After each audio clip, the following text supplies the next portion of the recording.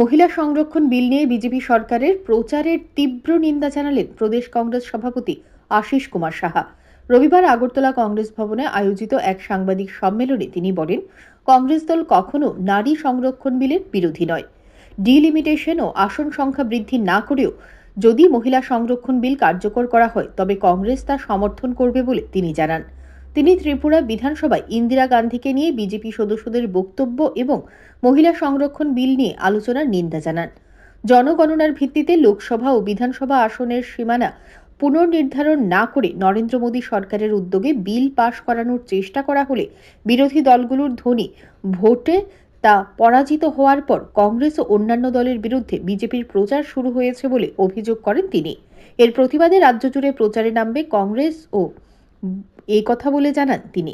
এদিনের সাংবাদিক সম্মেলনে প্রদেশ কংগ্রেস সভাপতির পাশাপাশি দলের বিভিন্ন শাখা সংগঠনের সভাপতিরাও উপস্থিত ছিলেন।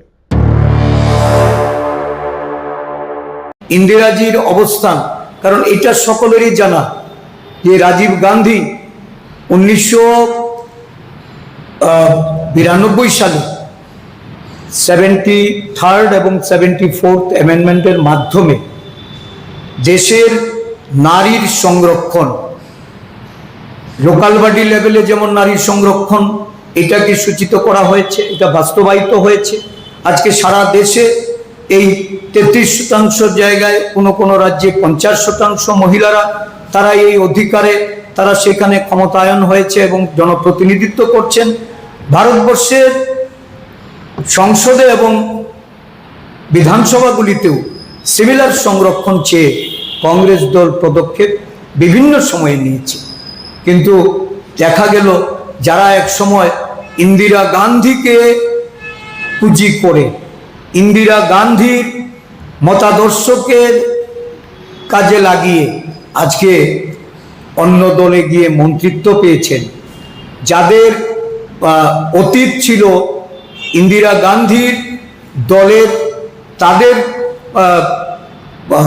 বলা চলে যে সমর্থন থেকেই যারা রাজনীতিতে উঠে এসেছেন, তারা আজকে ইন্দিরা গান্ধীর প্রতি এই ধরনের তির্যক মন্তব্য, সমালোচনামূলক মন্তব্য করছেন।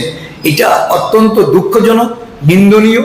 নারী সংরক্ষণ বিল যদি সাহস থাকে বিজেপি সরকারের, 543 যে সংখ্যা, এই সংখ্যার উপর নির্ভর করে এখনই করো, আজই করো, এই মুহূর্তে তোমরা করো, কংগ্রেস দল তোমাদের সমর্থন থাকবে। কংগ্রেস দল তোমাদের এই বিষয়ে তোমাদের পূর্ণ সমর্থন জ্ঞাপন করবে।